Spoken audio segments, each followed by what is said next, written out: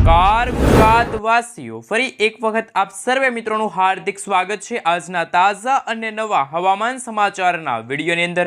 મિત્રો, આજે થઈ છે 12 માર્ચ અને વાર થયો છે ગુરુવાર। ગુજરાતવાસીઓ થઈ જાજો તૈયાર। કાળઝાળ ગરમી વચ્ચે ગુજરાતના જાણીતા હવામાન નિષ્ણાત અંબાલાલ પટેલે ફરી એકવાર ચિંતાજનક આગાહી વ્યક્ત કરી છે। ફરી ગુજરાતમાં જામશે ચોમાસા જેવો માહોલ। ગુજરાતમાં આવનારા 24 કલાકની અંદર વાતાવરણમાં અસ્થિરતા જોવા મળશે। જી હા દર્શક મિત્રો, હિન્દ મહાસાગરના ઊંડાણવાળા દરિયાની અંદર ફરી એકવાર નવી વરસાદી સિસ્ટમ સક્રિય બનતી હોય તેવા દ્રશ્યો સામે આવ્યા।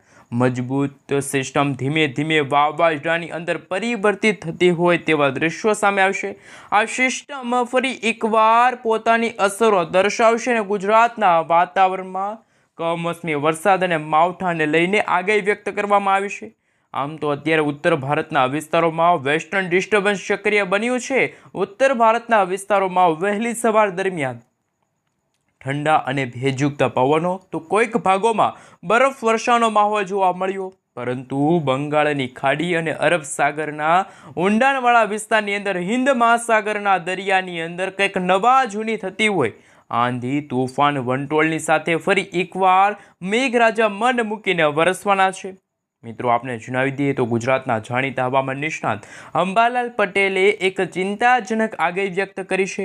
અંબાલાલ પટેલે જણાવ્યું કે ગુજરાતમાં 14 માર્ચથી લઈને 20 માર્ચ અને ત્યાર પછી 24 માર્ચથી લઈને મિત્રો એપ્રિલ મહિનાની શરૂઆતના સમયગાળા દરમિયાન ગુજરાતમાં વાદળિયું વાતાવરણ જોવા મળશે।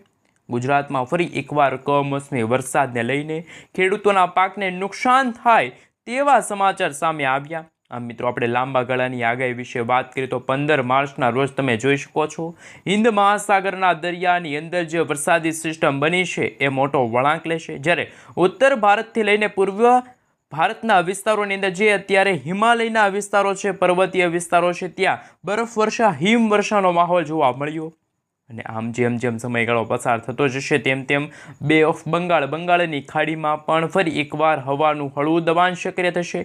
ફરી એકવાર નવી લો પ્રેશર સિસ્ટમ સક્રિય બનશે, જેના કારણે દક્ષિણ ભારતના વિસ્તારની સાથે હવે પછી ગુજરાતના વિસ્તારોની અંદર પણ ખાસ કે કચ્છના વિસ્તારની અંદર તમે જોઈ શકો છો આવનારા 19 માર્ચના સમયગાળા દરમિયાન પાકિસ્તાનના વિસ્તારોમાંથી એક વરસાદી સિસ્ટમની સ્ટફ લાઈનો ગુજરાતમાંથી પસાર થશે, જેના કારણે કચ્છના વિસ્તારની અંદર વાદળિયું વાતાવરણ તમે જોઈ શકો છો। લખપત છે, ખાવડ છે, ગાંધીધામ છે, નડિયાદ છે, માંડવી લાગુના વિસ્તારની અંદર સાથે સૌરાષ્ટ્રના પણ દ્વારકા છે, સલાયા છે, જામનગર છે, ભાણવડ છે, પોરબંદરના વિસ્તારની સાથે જૂનાગઢના વિસ્તારની અંદર વાદળિયું વાતાવરણ જોવા મળશે। સાથે સાથે દક્ષિણ ગુજરાતના વિસ્તારોની અંદર પણ ફરી એકવાર મેઘરાજા મન મૂકીને વરસવાના છે। અને મિત્રો, ઉનાળા પાકને લઈને ખાસ કરી મિત્રો ચિંતાજનક હવામાન સમાચાર સામે આવ્યા।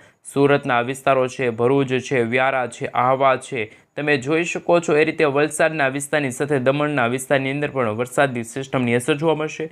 ઉત્તર ગુજરાતના વિસ્તારોની અંદર પણ જે રીતે બપોરના સમયગાળા દરમિયાન જે તાપમાનની અંદર ભારે વધારો થઈ રહ્યો છે છેલ્લા 3-4 દિવસથી, એ ગરમી અને ઉકળાટમાંથી ગુજરાતવાસીઓને રાહત મળશે।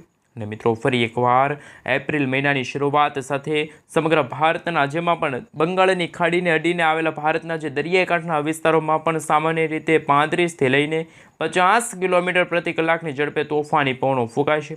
ફરી એકવાર મિત્રો ભર ઉનાળે ચોમાસાને લઈને નવી અને ચિંતાજનક આગાહીઓ છે વ્યક્ત કરવામાં આવી। અને મિત્રો, તમે જોઈ શકો છો જે રીતે હિન્દ મહાસાગરના દરિયામાં વરસાદી સિસ્ટમ સક્રિય થશે એની અસરો 50થી લઈને 60 કિલોમીટર પ્રતિ કલાકની ઝડપે તોફાની પવનો ફૂંકાશે અને આજુબાજુના વિસ્તારોની અંદર તોફાની પવનોની અસરો પણ વર્તાતી જોવા મળવાની છે। અનેક ક્ષેત્રની અંદર નવી લો પ્રેશર હાઈ પ્રેશર સિસ્ટમનું ભયંકર દબાણ પણ બમણું થતું હોય તેવા દ્રશ્યો સામે આવશે। અને રેન અને ઠંડા વિશે પણ વાત કરીએ તો મિત્રો 20 તારીખના રોજ વીજળીના ચમકારાની સાથે બંગાળની ખાડી અને અરબી સમુદ્રના દરિયાકાંઠાના વિસ્તારોમાં તોફાની પવનોની સાથે મેઘરાજા મન મૂકીને વરસશે। અત્યારે તમે દક્ષિણ ભારતના ક્ષેત્રની આજુબાજુના વિસ્તારોની અંદર જોઈ શકો છો અંદાજે 1.5 કિલોમીટરના જે વિસ્તારો છે ત્યાં અત્યારે નવી વરસાદી system upper air cyclonic circulation વાળી સિસ્ટમની અસરો છે વર્તાતી જોવા મળશે। તમે જોઈ શકો છો એ રીતે દક્ષિણ ભારતના વિસ્તારોમાં મદુરાઈ છે, બેંગલુરુ છે, ચેન્નઈ છે, સાથે કેરળ છે, કર્ણાટક છે, વિજયવાડા છે, વિશાખાપટ્ટનમ લાગુના વિસ્તારની સાથે ભુવનેશ્વરના વિસ્તારની અંદર પણ ફરી એકવાર વરસાદી સિસ્ટમની અસરો છે એ વધતી જોવા મળવાની છે. હિન્દ મહાસાગરના દરિયાની અંદર તોફાન અત્યારે સક્રિય બનતું હોય તેવા દ્રશ્યો સામે આવશે. અને છેલ્લા મિત્રો 3-4 દિવસથી ગુજરાતના તાપમાનની અંદર ભારે વધારો થતો જોવા મળી રહ્યો છે. બપોરના સમયગાળા દરમિયાન ગુજરાતમાં ગરમી અને ઉકળાટનું પ્રમાણ વધ્યું અને સરેરાશ મિત્રો 30થી લઈને 33 ડિગ્રી સેલ્સિયસ સુધીનું તાપમાન જોવા મળ્યું છે. તો કોઈક ભાગોમાં હજુ પણ તાપમાનની અંદર ભારે વધારો થાય તેવા સમાચાર સામે આવ્યા છે. અને મિત્રો અરબી સમુદ્રની દરિયાઈ કાંઠાના વિસ્તારોની અંદર નવી લો પ્રેશર, નવી હાઈ પ્રેશર સિસ્ટમનું દબાણ પણ વધતું જોવા મળવાનું છે. દરિયાના માધ્યમ થકી ભારતના વિસ્તારોની અંદર પણ આગળ વધતી વરસાદી સિસ્ટમ જોવા મળી છે.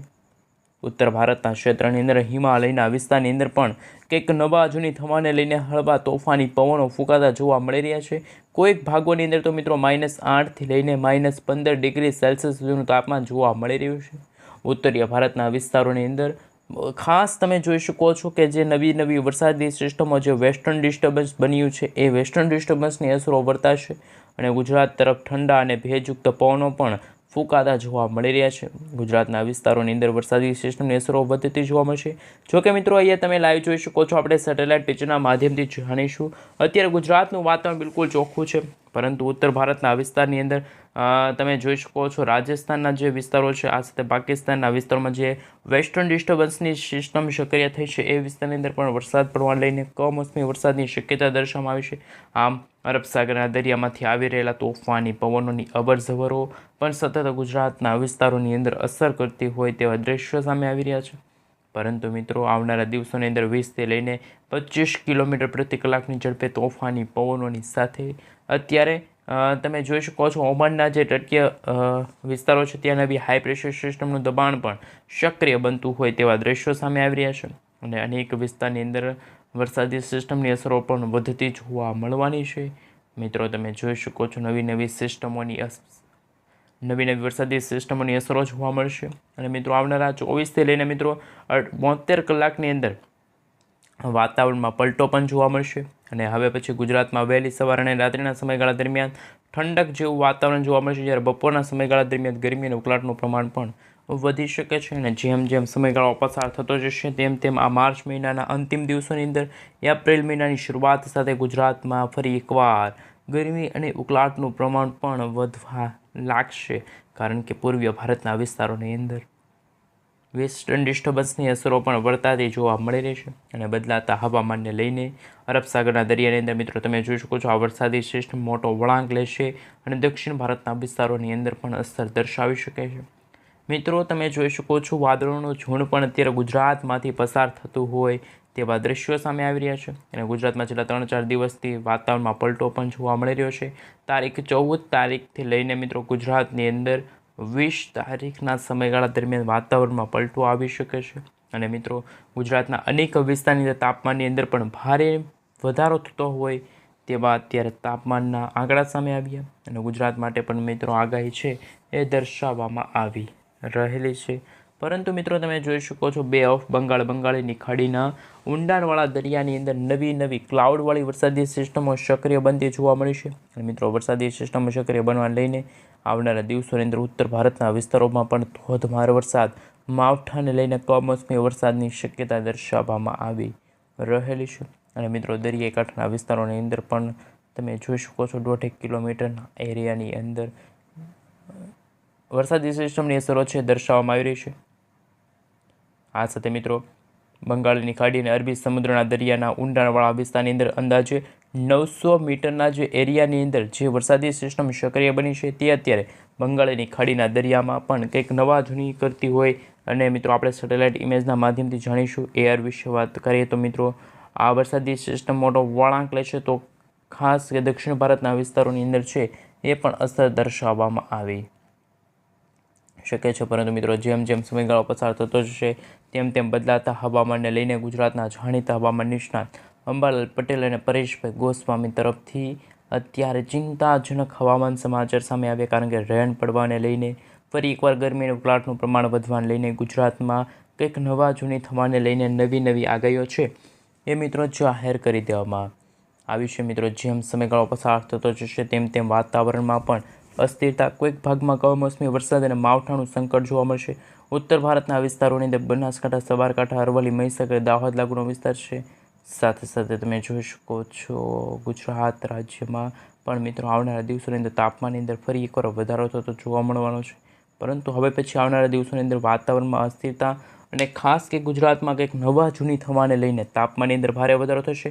છેલ્લા 10 વર્ષનો રેકોર્ડ મિત્રો આ વર્ષે ઉનાળો છે તોડશે એટલી આગાહી છે. એ પણ મિત્રો ગુજરાતના જાણીતા હવામાન નિષ્ણાત પરેશભાઈ ગોસ્વામીએ છે એ